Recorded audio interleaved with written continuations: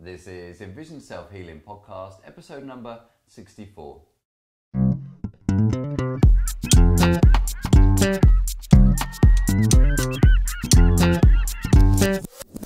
Hi, I'm Will Fuller. And I'm Richard Miller. And we're the co-creators of EnvisionSelfHealing.com and are dedicated in helping you improve your eyesight and quality of life by taking healing into your own hands. Now, if you haven't had a chance already, then don't forget to head over to EnvisionSelfHealing.com where you can get your hands on a free ebook that's got 10 top tips on how you can start in maintaining and improving your eyesight in our modern day world. The topic of the week this week is how to prevent eye strain. And in the question of the week, we're answering a question about an optical question of how do we feel about progressive bifocal glasses. So Richard, how's the world of self-healing been treating you this week? It was a good week. I was still dealing with my mom in the hospital. Okay. And it brought up an interest, and we had a client that we'd shared this week also, and it brought up a question of mine. Well, it's more like an observation of mine that I know we've talked about since the beginning of our partnership together, which was the role of the mind. And the thing that was most difficult in dealing with my mom, she just had hip replacement surgery. And all the physical things went very, very well. And really most of my energy was dealing with her anxiety about the operation and then about the treatment and all of this. The role, I was really spending all my time dealing with her mind issues and how, and they began to play into her health, you know, that even the anxiety, the thoughts, all of the emotional turmoil around it, which obviously is partially unavoidable, but I could really see how it was compromising her health. Okay. And then with this one client we dealt with this week, I was just struck how much as we were working on her body, we spent almost the rest, equal amount of time talking to her, trying to convince her that she needed to do her exercises, right? Yeah, it was almost like continuous reinforcement. Yeah. We were double teaming her, really. She's kind of looking for the medical quick fix, as you say, and I guess she's kind of hit the point where medicine can't do anything for her anymore, so she's kind of exhausted that mind, shall we say. Yes. But she's still kind of looking for still trying to find the easy way out. Right, and the thing I notice is that when people, sometimes when they exhaust the medical model quick fix, they then go to the alternative medicine quick fix. Yeah. And then if beyond that, it might be religion or something. You know, it's like something from the outside, please make me better, which is a very human kind of instinct. Yeah. And then they end up with us. Exactly. And then we end up with us and we say, you have to do your exercises. There is no quick fix. And you have to spend time every day working on it. And I suppose very few people want to hear that. Exactly, yeah. So I was just noticing that, and with my mother, it was the same thing. It's like, okay, we got to you got to calm down. You got to, accept what's happening. You got to decide what's best for you. Which, in her case, again, was doing her exercises actually. So, but it's amazing how much the mind impedes the healing, especially self-healing. I guess I'm noticing that. So, yeah, definitely. That's a great point. Yeah. Anyway, that was my insight of the week. Anyway, and I have to admit it's a major issue for me too. So in terms of getting my mind in the right place. Yeah. So how was your week? Yeah, good. I guess something somewhat similar. I noticed this week I was been kind of burning the candle at both ends. I guess working a full day with clients during the day and a website in the evening, and I noticed that for a few days there I actually kind of dropped down on my juicing a little bit, and my diet wasn't as good as it has been. And I noticed that I started feeling, I wouldn't say sick, but you kind of get that feeling that something's coming on and you kind of need to slow down a little bit and rest, otherwise it's going to turn into something that's going to take a couple of weeks to get over. Right. So I guess the reason why I say this is somewhat similar to what you're saying is I noticed that my hunger levels increased. Oh, yeah. And how much it actually directly affected me. I found that I was getting lethargic quicker, but once I ate a meal, then it kind of boosted me a little bit. but then I would, after a couple of hours later, I'd feel a little bit more lethargic again. Yeah. So it kind of dawned on me that it just makes perfect sense that the body, just like with the exercises, needs it on a regular basis. In particular here, I'm talking about the nutrients to then boost the immune system. Yeah. Because it's trying to fight something and try and keep me out of being in bed or something. So it just makes sense then. What it does is then it's triggering you to try and get more nutrients so it can then boost the immune system even more.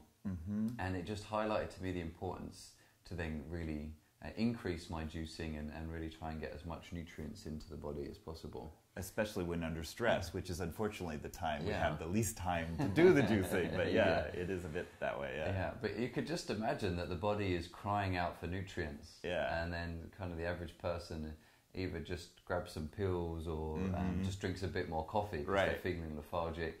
And you really, the body is craving nutrients, and we're kind of not supplying it with what it needs to boost the immune system. Yeah. So anyway, I kind of thought it was interesting there, a bit of the one really observing and experiencing the body's natural way of trying to heal itself. Yeah. And that how it's done over a periodical space of time, every couple of hours it seemed to be that it wanted some nutrients. And the same as what we were saying with the exercises here and kind of incorporating them into your lifestyle so that your body again gets that exercise on a regular basis so you can try and boost and strengthen the body in itself. Okay, great. Well, I think it's a good time to move on to topic of the week.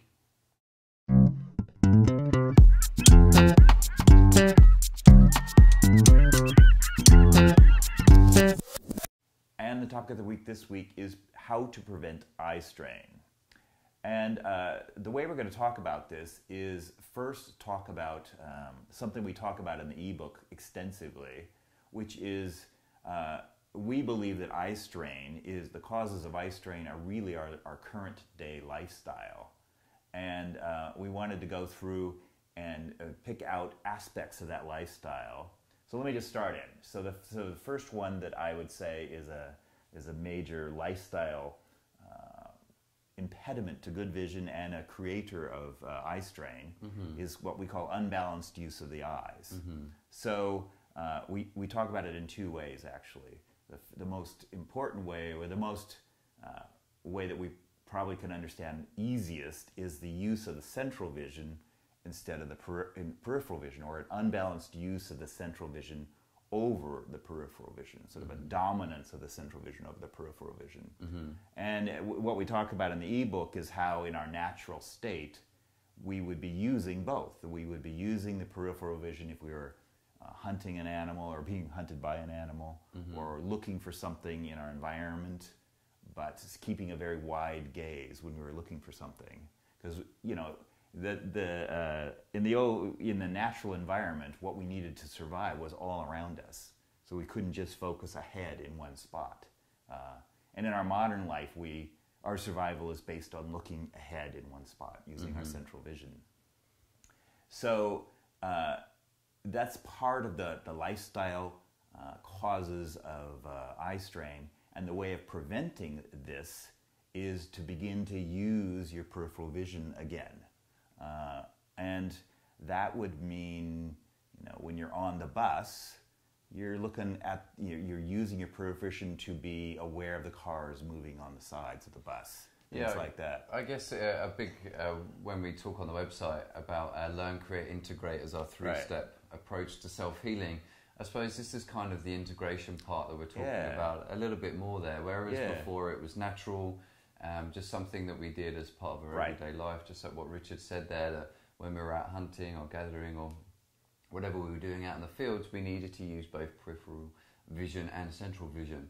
So, but now, because our life is so dependent on our central vision, then we need to find out those ways of kind of either undoing the poor visual habits, and we would love just to say, stop using your central vision and depending on it, but unfortunately for so many of us that's pretty much impossible, and start engaging with the periphery. So what we're trying to do here is find out ways that you can now engage your periphery at the same time as using the central vision to try and bring that balance back between the two. So a great example is just like what you said there, kind of sitting on the bus, Right. looking forwards, but you're still engaging the periphery at the same time. Or even if you're on your lunch break and you're eating lunch, instead of looking at your email on your phone, sitting on a bench, you're noticing, you just sit there and start tuning into the periphery. Like people are playing baseball over to your right, or somebody's, riding a bike to the left. Just become aware of that. And you're kind of restoring the natural function of your eye to be looking all around. Yeah, it's funny actually when we think about taking a break, actually taking a complete break. Yeah. And also those 5-10 minute breaks. Where I suppose maybe before, when people would go out for cigarette breaks, then that was getting them away from the computer, and maybe now we can't do that as much. Yeah. So maybe what we're trying to do is encourage people to start smoking again. So no, not really. But trying to actually get that break and just get out there and start using the periphery and the central vision as much as, but even just going for a walk or something, you're creating that movement to the side in the periphery, and it's bringing that balance back and preventing the strain from occurring. Because obviously last week we talked about the exercises that you could do to overcome eye strain, and now we kind of want to talk about how you can actually prevent eye strain from occurring in the first place. Right. So the second kind of unbalance is the unbalanced use of one eye over the you overusing your dominant eye versus your non-dominant eye. And this is kind of harder to do naturally. I think when we were in the wild, when we weren't under such visual stress, and we needed to have 3D vision, which you need to use both eyes to have 3D vision. It just came naturally. So this one, we have exercises for doing this. I think in general, just using your periphery will engage both eyes, because you can't, if you're engaged in the periphery, your second eye, your non-dominant eye, will become engaged. And the other thing is just using your depth perception, maybe walking around and appreciating depth, because when we're looking at a computer screen or our phone, there's no depth there, so we don't need to look at depth. So looking at the flowers, or again, going out and actually getting a walk during the day, getting out of the office, or indeed even if you are out, just paying a little bit more attention to what Richard's saying there, focusing on whether there is depth to the objects that you're looking at, regardless of what it is, to try and engage that aspect of getting both eyes working again. Right. I suppose myself, I've noticed one thing is, in particular, is to try and close the dominant eye from time to time, and just open it again. It's just kind of enough to remind the brain to start using both eyes there, whether you're at the computer or just reading, or even if you're out chatting with friends, every now and then just closing one eye and then opening it again is ensuring that you're kind of using both eyes equally. And then you will see more depth. That's a kind of a cue that you're actually engaging that eyes. You'll see a little more depth to your perception. So you could think that one reason why maybe out in the wild we didn't overuse it as much is because I suppose we mainly engaged it more when it was involved in the fight or flight response, when it was some sort of anxious response, just the same as when you hunt, you got to use that dominant eye, or now we use it if we got to take a camera, take a picture with a camera. Whereas now we're kind of, with that basal level of stress, sitting at the computer, we've always got that dominant eye switch on, trying to track quicker and trying to work faster and process things better. Whereas before, that would only maybe be a fleeting moment. So it's kind of really overbalancing the two and kind of throwing those scales off a little bit. So the more we can do to try and bring that balance back, the better really on that one. Well, and actually when your eyes are more tired is the perfect time to do what you're saying and close the dominant eye a little bit and just use the non-dominant eye to take a little stress off the dominant eye. So, okay, so the next aspect of sort of a good visual lifestyle, let's call it, would be the ability to adapt to light. So again, going back to the ebook, we used to be outdoors most of the time, obviously, and maybe some form of shelter. But we certainly wouldn't spend even a majority of our time indoors in the natural environment. Yeah, and I suppose even if you were hiding from this direct sun, maybe midday heat, all that time ago, you would still be in the shade. Right. And not necessarily completely hidden away. Right. indoors. And certainly not using artificial lighting. So, again, so our eyes were meant to adapt to going into dark spaces and going out into light spaces. And that's sort of like the thing people have the most trouble with now, is moving from a dark space to a light space, because our modern lifestyle keeps us indoors so much.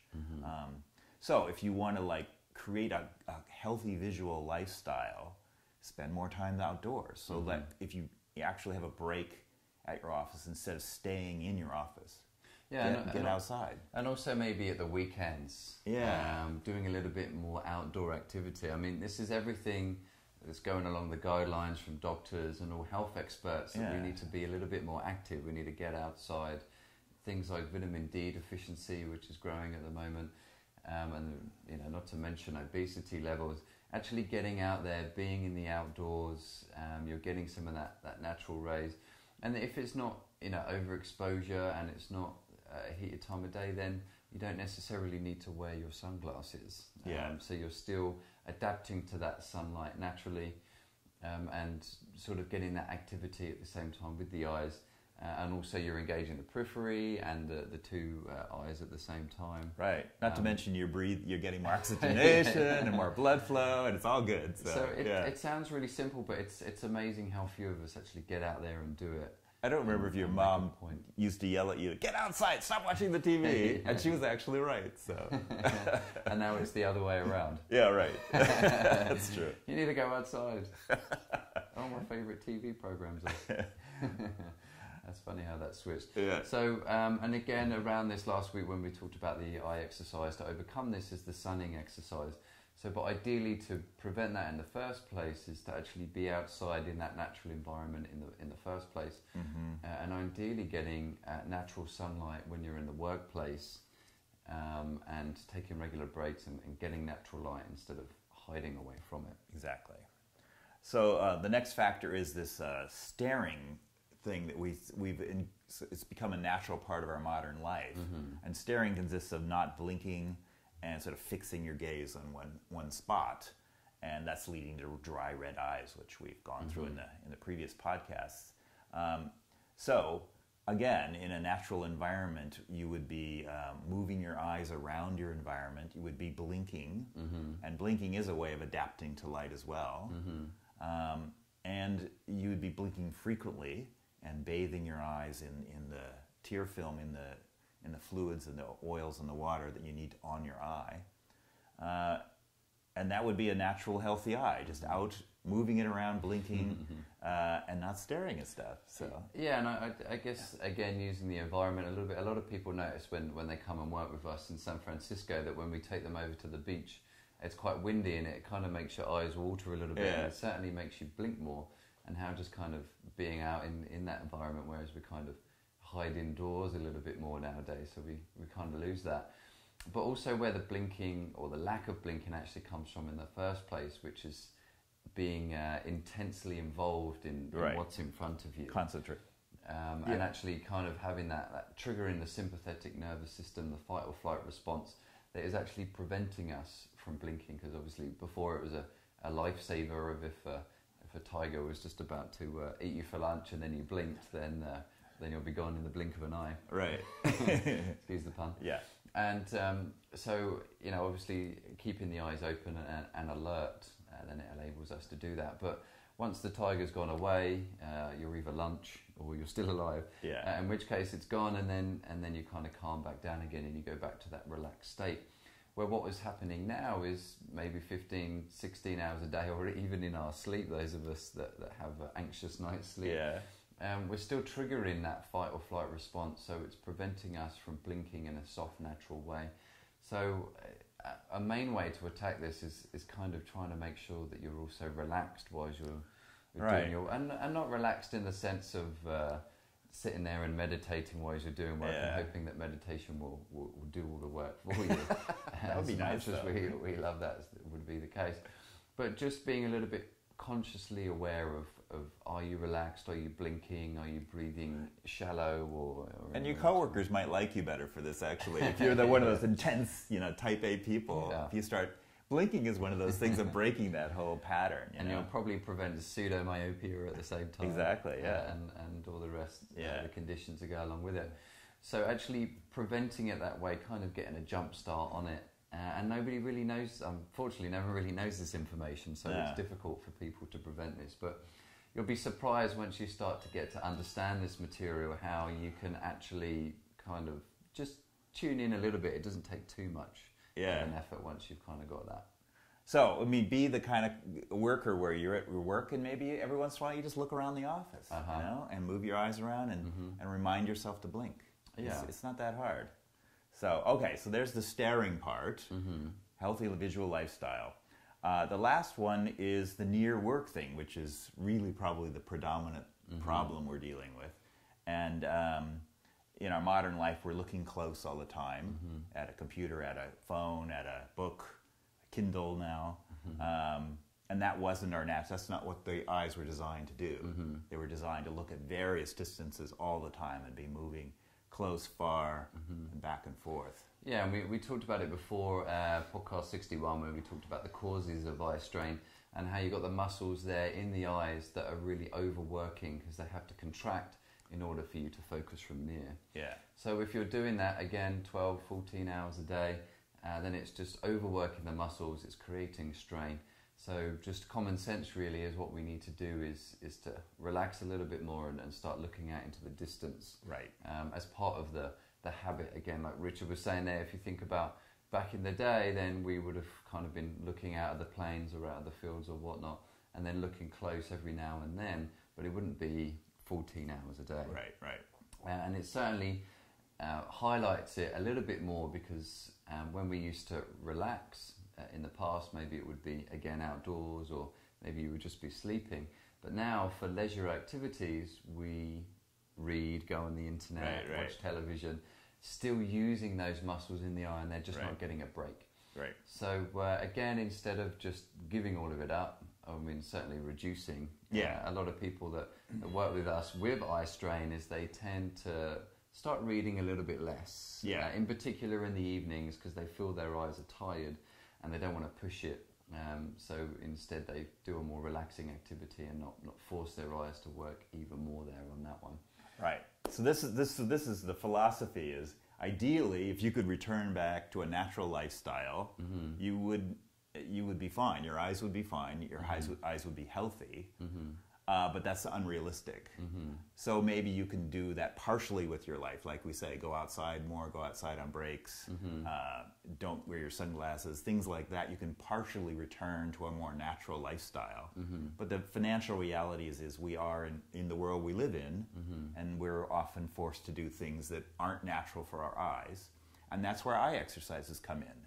So we then supplement maybe a slight shift in lifestyle towards a more natural visual habits with eye exercises. Yeah, so we talked before we discussed about the causes of eye strain in podcast 61, then in number 62, we talked about the symptoms of it, so you can identify it, so you can start working with what those symptoms are. And then last week in 63, we talked about how you can overcome that by doing the eye exercises. And now in the next one, and what we're talking about now, is actually preventing it. So having that positive visual habit instead of the poor one that is previously discussed, is to ideally you've got that best visual habit, but then also you can incorporate the eye exercises as well to kind of take you that one step further and compensate for the modern day lifestyle that we have until the eye evolves in a different way. And this reflects the way we work with clients. Is we're always, we find out what their condition is, what their eyesight is, but in the back of our minds, we're always going, okay, what's their lifestyle? What's their work? Yeah. And we have to address that because otherwise you're just piling strain more on top of strain. So we have to deal with both. So if you do as much as you can to create a healthy visual lifestyle, and then bring in the eye exercises to deal with what's the strain you can't take away.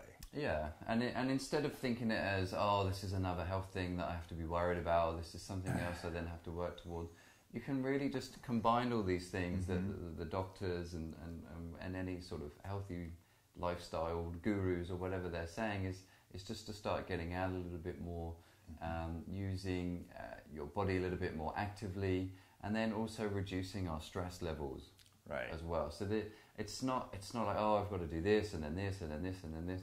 You can just kind of incorporate all of them in together. And then what we're saying with the exercises is to give you a little bit more of a boost. Is whilst you are maybe doing the excessive near work, or you just that day you didn't have a chance to get out, then you can do the eye exercises as well in a way to combat and prevent that eye strain from occurring in the first place. Right, and we went through the eye exercises last week, but just to sort of summarize them, and you can listen to last week's podcast 63 to get more detail. But for balanced use of the eyes, we're talking about peripheral vision exercises that are on the website. We talked about them last week as well. We'll talk about obstructing your dominant eye as an eye exercise. We talk about sunning as a way of adapting to light, an eye exercise called sunning. You can look at last week's podcast or at the website. And then staring, we have blinking exercises on the website you can look at. And then, as you said, with the too much near work and exercise you can use is looking into the distance. So we're not going to go deeply into the exercises right now, but that's how you would then find exercises to deal with your strain, and use that in combination with a healthy visual lifestyle. Yeah, it's almost like the perfect combination. It is. Nice marriage between the two. Yeah. Okay, great. Well, I think it's a good time to move on to question of the week.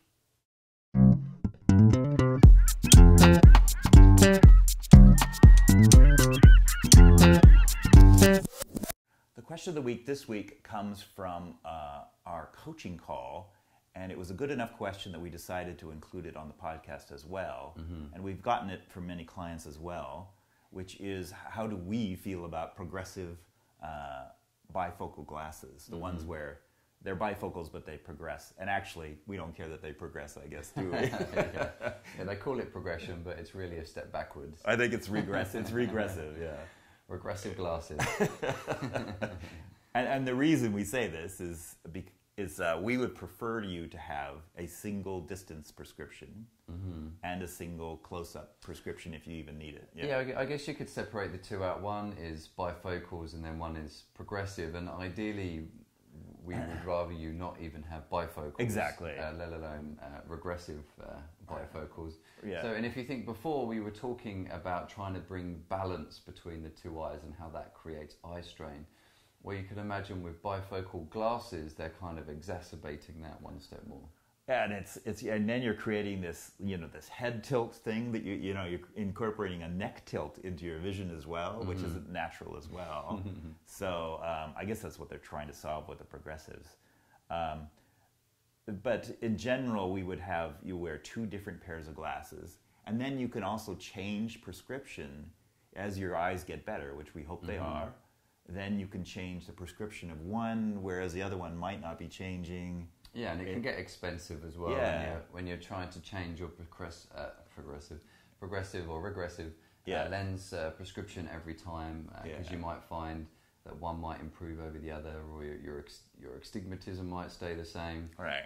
But your kind of distance looking gets a little bit better. So if you just have those different pairs of glasses, especially the ones from near, because you can pretty much just pick them up. Yeah, I mean, you couldn't get astigmatism incorporated into to prescription ones, and that's useful sometimes.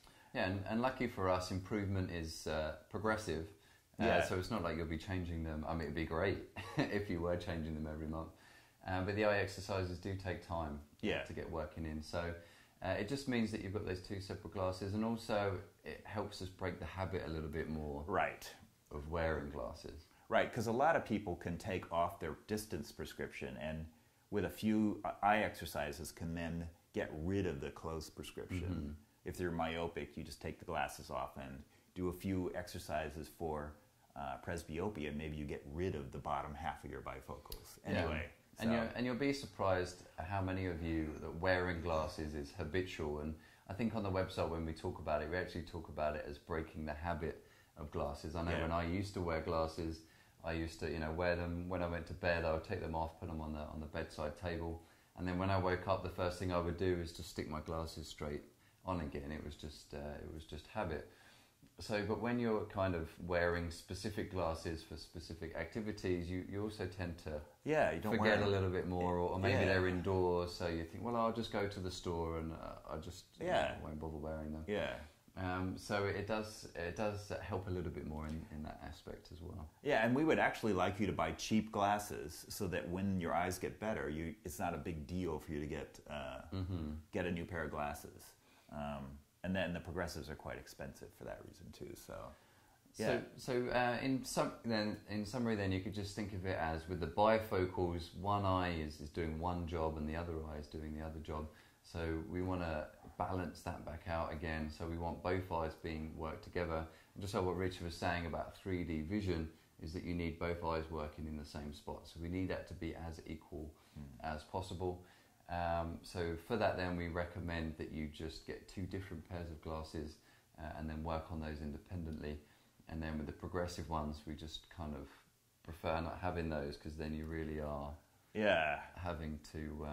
Well, we want your vision to be unified, and when you're looking far, not have this line. I know they're getting rid of the line with the progressives, but there's still a kind of a disconnect between your top of your vision and the bottom of your vision. So. And it is a strain for the eye and also the brain, because the brain isn't used to. I think when they tried doing that, they were doing operations of removing perfectly healthy lenses, not even cataract lenses, but healthy lenses, and putting in progressive lenses inside the lens there. And they kind of had to stop doing it because it was creating too many headaches, and the brain just couldn't cope with it. Ironically, they then gave them eye exercises to do to then overcome that eye strain there. But it's not natural for the eye to have that progression. And that's our theme for the day. Do what's natural. If it seems like too brilliant of an idea and it's too unnatural, don't do it. So anyway, that's our theme for today. Okay, great. Well, we hope you enjoyed this week's episode. If you wanted a lot more information about what we talked about here, about getting a little bit back to natural eye use, then you could download our free ebook. It's called A Modern Day Guide for Improving Eyesight, where we're really trying to help educate the general public a little bit more about natural eye use, and indeed how you can then prevent the eye strain. So you can just head over to the website at envisionselfhealing.com and you will find a copy of that there for you.